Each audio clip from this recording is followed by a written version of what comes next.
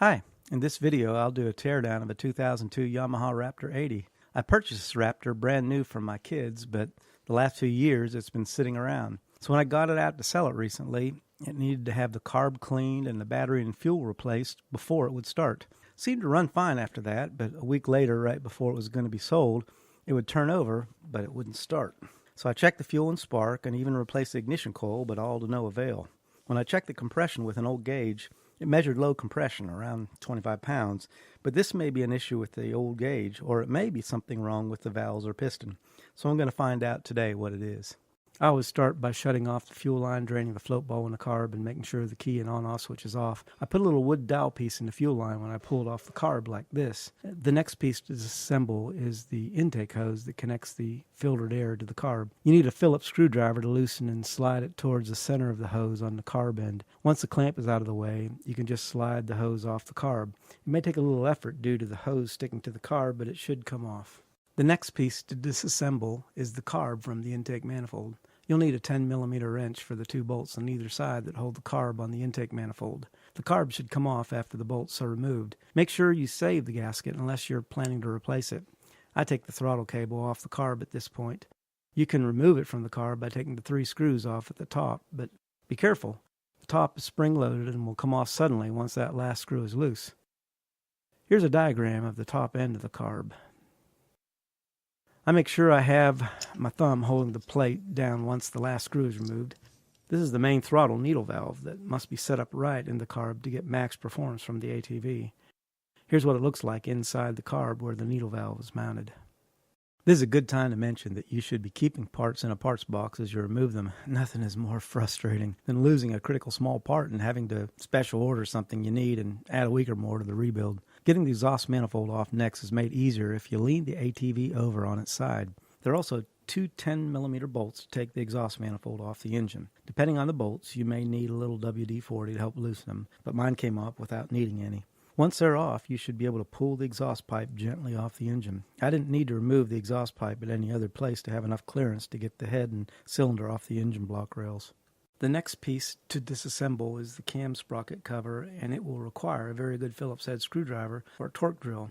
Be careful, you can easily strip these screws if the bit is wobbly in the screw head. The cam sprocket cover is also known as the side cover. Once the side cover is off, you'll see the cam sprocket. Here's the inside of the sprocket cover. Now is when we take off the head bolts. There are 2 long bolts near the cam sprocket that are removed with an 8mm wrench or a socket. The chain tensioner cap, lock nut adjuster, compression spring, and all associated parts are next. Here's a diagram of what needs to be removed. The 10mm cap nut and lock nut are removed first. This will expose the chain tensioner adjuster. The tensioner end plug takes a 17mm socket or wrench to remove. Be careful pulling the parts out after the plug is removed.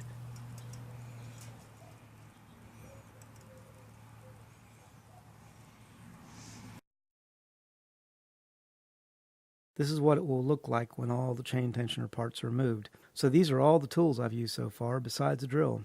Before we take the head off, we need to take off the crankcase cover. Here's a diagram of what we need to do. I started with the shift lever, which requires a 10mm socket. It takes a little back and forth effort to remove it from the spline shown here. Here's a shift lever in part once removed. Next, remove the rubber cover that will expose a 10mm bolt, one of 3 that need to be removed to remove the crankcase cover.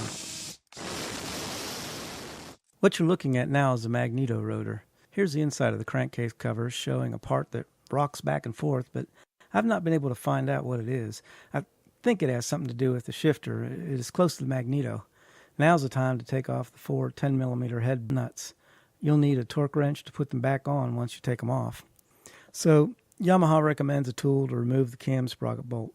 I just used 2 wrenches, one on the magneto rotor and one on the cam sprocket, and I was able to break the cam sprocket bolt loose with this method. So once the cam bolt is off, you'll need to jiggle the head a bit to unseat the cam sprocket so that it comes off the camshaft.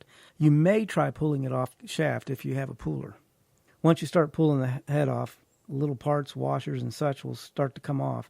Don't lose them, and remember where they came from. So with the head off, you can get a good look at the valves. Just make sure that the camshaft doesn't slip into the crankcase. It can be difficult to get out once it slips in there. The two guides will come out, so make sure you keep them in a safe place. This is what my Raptor 80 head looked like. I've never had the head off before, so this is what it looks like with about 90 hours of use over the years we've had it. About 60 1.5-hour rides. That's what I estimate. Next, you can take the cylinder off so you can inspect the piston and rings. The cylinder slides off the engine rails just like the head did. I couldn't resist turning it a bit before I took it off to make sure the piston was moving with the crank.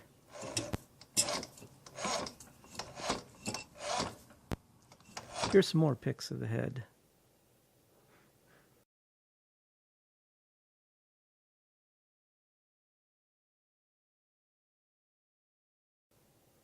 And some more of the piston and cylinder.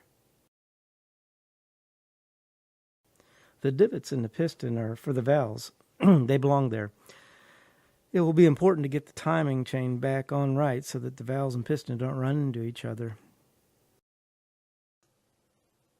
This is a picture of the sleeve. It extends below the cylinder, but you can see it pretty clearly there. It looked like it was in pretty good shape.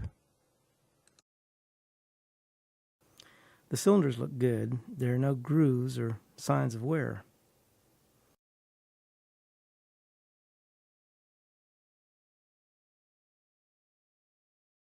Here's some pics of the piston with the head off now.